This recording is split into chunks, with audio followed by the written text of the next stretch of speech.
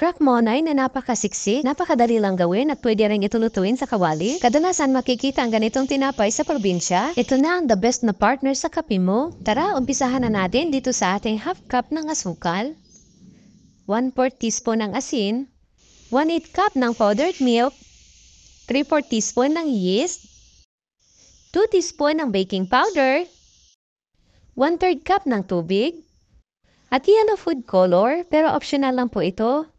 Kung wala kayong yellow food color, wag yun na lang po lagyan. I-mix-mix lang natin ito hanggang sa matunaw ang asukal.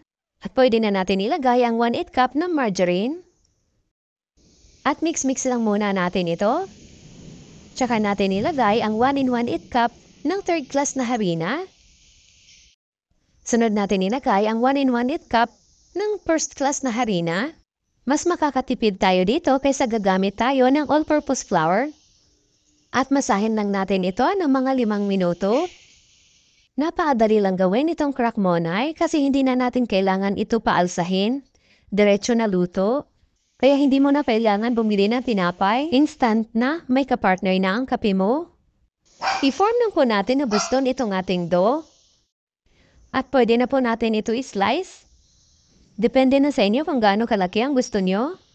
Maliit lang kasi ang oven ko kaya maliit din na slice ang gagawin ko. Ganito lang po padali ang paggawa nito. Sundan nyo na lang po ang ginagawa ko. Kung nagustuhan nyo po ang ating recipe, pa-heart at pa-share naman po ng ating video. Malaking tulong na po yan sa akin.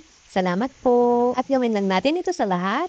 Ready na po ito. Nag-burst lang po ako dito ng gatas. Pwede rin po ang itlog. Na-preheat ko na po itong ating mini oven. At lutuin lang natin ito ng 180 degrees Celsius for 20 to 25 minutes. At ayan na, may masarap na tayong crack monay. Kung madali ang tinapay ang gusto nyo, subukan nyo ito. Masarap, siksik, at madali lang gawin. At pwede nyo rin po itong pagkakitaan.